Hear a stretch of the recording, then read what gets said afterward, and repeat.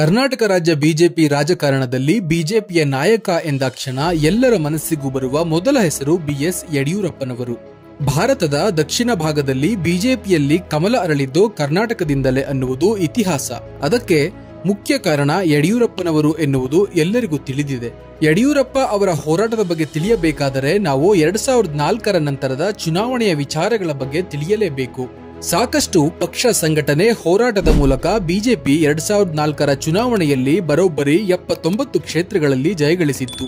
ಆದರೆ 2004ರಲ್ಲಿ ಯಾವುದೇ ಪಕ್ಷಕ್ಕೂ ಸ್ಪಷ್ಟ ಬಹುಮತ ಬಾರದ ಕಾರಣ ಮೈತ್ರಿಕೂಟದ ಅವಶ್ಯಕತೆ ಇತ್ತು.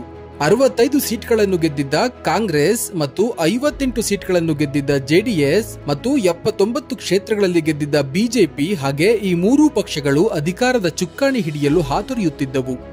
ಆದರೆ ಅಲ್ಲಿ ಅಂತಿಮವಾಗಿ ಜೆಡಿಎಸ್ ಮತ್ತು ಕಾಂಗ್ರೆಸ್ ಧರ್ಮಸಿಂಗ್ ಅವರ ನೇತೃತ್ವದಲ್ಲಿ ಮೈತ್ರಿಕೂಟದ ಮುಖಾಂತರ ಸರ್ಕಾರವನ್ನು ರಚಿಸುತ್ತವೆ. ಹೀಗೆ ಪಕ್ಷ ಸಂಘಟನೆ ಮತ್ತು ಜನಸಂಪರ್ಕ ಹಾಗೂ ರ್ಯಾಲಿಗಳ ಮೂಲಕ ಕರ್ನಾಟಕ ಮತದಾರನ ಗಮನ ಸೆಳೆದಿದ್ದ ಬಿಜೆಪಿ 79 ಸೀಟ್ಗಳನ್ನು ಗೆದ್ದು ನಿರಾಶೆ ಅನುಭವಿಸಿತ್ತು.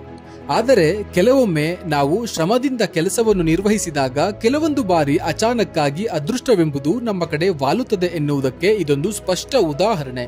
ಹೌದು, ಕಾಂಗ್ರೆಸ್ನೊಂದಿಗೆ ಮೈತ್ರಿಯ ಮುಖಾಂತರ ಸರ್ಕಾರ ರಚಿಸಿದ್ದ ಜೆಡಿಎಸ್ನ ಕುಮಾರಸ್ವಾಮಿ ಬಣ ಅದೇಕೋ ಮುನಿಸಿಕೊಂಡು ಅವರ ಮೈತ್ರಿಕೂಟವನ್ನು ತೊರೆದು 2006ರಲ್ಲಿ ಬಿಜೆಪಿಯೊಂದಿಗೆ ಸರ್ಕಾರವನ್ನು ರಚಿಸಲು ಮುಂದಾಗುತ್ತದೆ.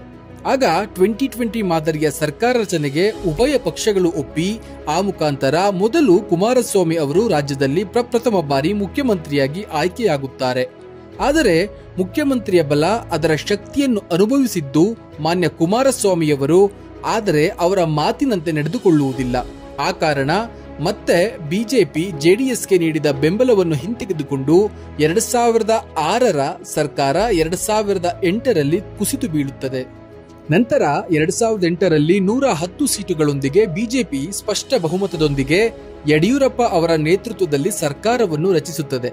ಆ ಸಂದರ್ಭದಲ್ಲಿ ಕಾಂಗ್ರೆಸ್ 80 ಸೀಟುಗಳು ಮತ್ತು ಜೆಡಿಎಸ್ ಈ ಹಿಂದೆ ಇದ್ದ 58 ಸೀಟ್ಗಳಿಂದ ಬರೀ 28 ಸೀಟ್ಗಳಿಗೆ ಕುಸಿದು ಬೀಳುತ್ತದೆ.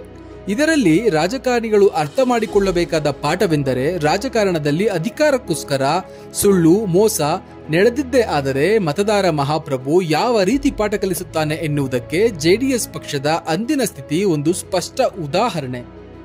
ಅಂದಿನಿಂದ ಇಂದಿನವರೆಗೂ ಬಿಜೆಪಿ ರಾಜ್ಯದಲ್ಲಿ ಒಂದು ಅತಿ ಪ್ರಮುಖ ಪಕ್ಷವಾಗಿ ಹೊರಹೊಮ್ಮಿದೆ.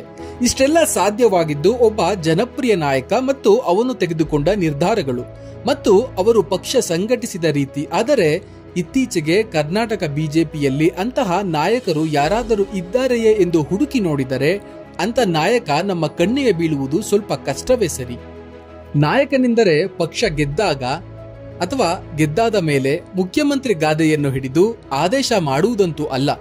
ಗೆದ್ದ ಮೇಲೆ ಅದನ್ನು ಯಾರು ಬೇಕಾದರೂ ಮಾಡುತ್ತಾರೆ. ಆದರೆ ಪಕ್ಷ ದುರ್ಬಲವಾದಾಗ ಯಾವ ವ್ಯಕ್ತಿ ಪಕ್ಷದ ಹಿತಾಸಕ್ತಿಗೋಸ್ಕರ ಮತ್ತು ಪಕ್ಷದ ಭವಿಷ್ಯಕ್ಕೋಸ್ಕರ ತ್ಯಾಗ ಮತ್ತು ತಂತ್ರವನ್ನ ಮಾಡಿ ಮತ್ತು ನೈತಿಕವಾಗಿ ಪಕ್ಷಕ್ಕೆ ಬೆಂಬಲ ನೀಡುತ್ತಾ ಪಕ್ಷದ ಕಾರ್ಯಕರ್ತರು ಮತ್ತು ಇತರ ನಾಯಕರ ನಡುವೆ ಸಮತೋಲನವನ್ನು ಕಾಪಾಡಿಕೊಂಡು ಹೋಗುವವನೇ ರಾಜಕೀಯದಲ್ಲಿ ನಿಜವಾದ ನಾಯಕ ಎಂದರೆ ತಪ್ಪಿಲ್ಲ.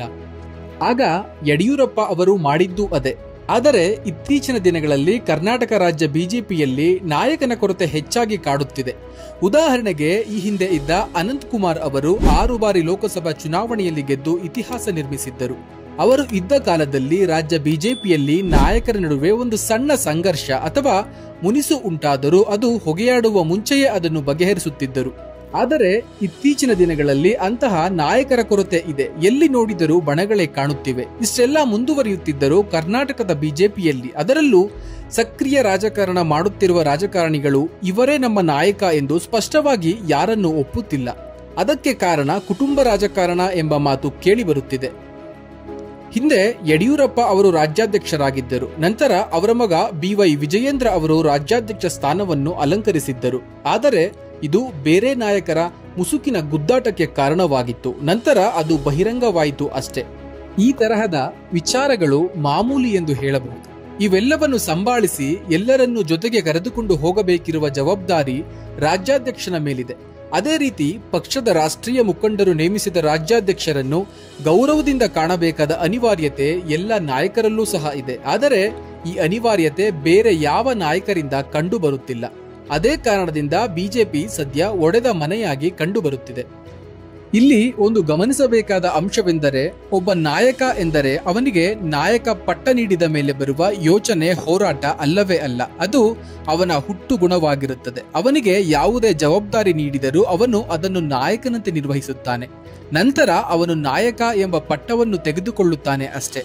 ಈ ರೀತಿಯ ನಾಯಕತ್ವದ ಗುಣ ಹೊಂದಿರುವವರು ರಾಜ್ಯದಲ್ಲಿ ಕೆಲವರು ಇದ್ದಾರೆ. ಆದರೆ ಅದನ್ನು ರಾಜ್ಯ ಬಿಜೆಪಿ ಗಮನಿಸಬೇಕಿದೆ ಅಷ್ಟೇ. ರಾಜಕೀಯದಲ್ಲಿ ಗೆಲುವು ಸೋಲು ಮಾಮೂಲಿ ಎನ್ನುವುದು ಎಲ್ಲರಿಗೂ ತಿಳಿದಿದೆ. ಆದರೆ ಸ್ವಪಕ್ಷೀಯ ನಾಯಕರ ಗುದ್ದಾಟದಿಂದ ಪಕ್ಷಕ್ಕೆ ಧಕ್ಕೆಯಾದರೆ ಆ ಪಕ್ಷ ಗೆಲ್ಲುವುದು ತುಸು ಕಷ್ಟವಾಗುತ್ತದೆ. ಇವೆಲ್ಲವನ್ನು ಸರಿದೂಗಿಸಿಕೊಂಡರೆ ಖಂಡಿತವಾಗಿಯೂ ಬಿಜೆಪಿಯಲ್ಲೂ ಸಹ ಮತ್ತೊಬ್ಬ ಪ್ರಶ್ನಾತೀತ ನಾಯಕನ ಉದಯವಾಗುವುದರಲ್ಲಿ ಯಾವುದೇ ಅನುಮಾನವಿಲ್ಲ. ರಾಜ್ಯ ಬಿಜೆಪಿಗೆ ಇಡೀ ಪ್ರಪಂಚವೇ ಮೆಚ್ಚಿದ ನಾಯಕನೆನಿಸಿಕೊಂಡ ಸನ್ಮಾನ್ಯ ಪ್ರಧಾನಮಂತ್ರಿ ಮೋದಿಯವರ ಬಲವಿದೆ. ಅವರಿಗಿಂತ ಬೇರೆ ಯಾವ ಶಕ್ತಿ ಬೇಕು ಹೇಳಿ? ಪಕ್ಷದಲ್ಲಿರುವ ಒಂದು ಸಣ್ಣ ಪುಟ್ಟ ಮುನಿಸು ಅಥವಾ ಕೋಲ್ಡ್ ವಾರ್ಗಳನ್ನು ಸರಿಪಡಿಸಿಕೊಂಡು ಮುನ್ನಡೆದರೆ ಖಂಡಿತವಾಗಿಯೂ ಬಿಜೆಪಿ ಕರ್ನಾಟಕದಲ್ಲಿ ಇನ್ನೂ ಆಳವಾಗಿ ಬೇರೂರಬಹುದು. ಇನ್ನು ನಾಯಕನ ವಿಚಾರಕ್ಕೆ ಬರುವುದಾದರೆ, ಆಡಳಿತ ಪಕ್ಷವಾದ ಕಾಂಗ್ರೆಸ್ನ ತಪ್ಪು ನಿರ್ಧಾರಗಳ ವಿರುದ್ಧ ಬಿಜೆಪಿ ಹೋರಾಟ ಮತ್ತು ಪ್ರತಿಭಟನೆಯ ಹಾದಿಯಲ್ಲಿ ನಿರಂತರ ನಿರ್ಧಾರಗಳನ್ನು ತೆಗೆದುಕೊಂಡು ಆಡಳಿತ ಪಕ್ಷ ಮಾಡುತ್ತಿರುವ ಅನ್ಯಾಯದ ವಿರುದ್ಧ ರಾಜ್ಯದ ಜನರಿಗೆ ಜಾಗೃತಿ ಮೂಡಿಸಬೇಕು. ಆಗಲೇ ಆ ವ್ಯಕ್ತಿಯಲ್ಲಿರುವ ನಾಯಕತ್ವದ ಗುಣಗಳ ಮೇಲೆ ಜನತೆಗೆ ನಂಬಿಕೆ ಬರುವುದು. ಆ ನಂಬಿಕೆಯ ಮುಂದೆ ಮತವಾಗಿ ಬದಲಾವಣೆಯಾಗುತ್ತದೆ. ಇದನ್ನು ನರೇಂದ್ರ ಮೋದಿಯವರು ಅವರ ಮಾತಿನ ಮುಖಾಂತರವೇ ಮಾಡಿ ತೋರಿಸಿದ್ದಾರೆ. ಆದರೆ ಈ ರೀತಿಯ ಹೋರಾಟ ಇತ್ತೀಚಿನ ದಿನಗಳಲ್ಲಿ ತುಸು ಕಡಿಮೆಯಾದಂತೆ ಕಾಣುತ್ತಿದೆ. ಇದು ಹೆಚ್ಚಾಗಬೇಕು. ಹೆಚ್ಚಾದಾಗಲೇ ರಾಜ್ಯದ ಜನತೆಗೆ ಬಿಜೆಪಿ ಪಕ್ಷದ ಬಗ್ಗೆ ಇನ್ನೂ ಒಳ್ಳೆಯ ಅಭಿಮತ ಮೂಡಲು ಸಾಧ್ಯವಾಗುತ್ತದೆ. ಕರ್ನಾಟಕ ರಾಜ್ಯ ರಾಜಕಾರಣದಲ್ಲಿ ಜಿಯೋ ಪಾಲಿಟಿಕ್ಸ್ ಅಂದರೆ ಭೌಗೋಳಿಕ ರಾಜಕೀಯ ಈ ಹಿಂದಿನಿಂದಲೂ ಕೆಲಸ ಮಾಡುತ್ತಿದೆ. ಆದ್ದರಿಂದ ಕರ್ನಾಟಕದಲ್ಲಿ ಜಾತಿ ಆಧಾರಿತ ರಾಜಕೀಯ ಹೆಚ್ಚು ಮಹತ್ವವನ್ನು ಪಡೆದಿದೆ. ಇದು ಹೇಳುವುದಕ್ಕೆ ತಪ್ಪು ಎನಿಸಿದರೂ ಇದು ಕರ್ನಾಟಕದ ರಾಜಕೀಯ ನೆಲದ ಸತ್ಯ. ಇದನ್ನ ಒಪ್ಪಿಕೊಳ್ಳಲೇಬೇಕು.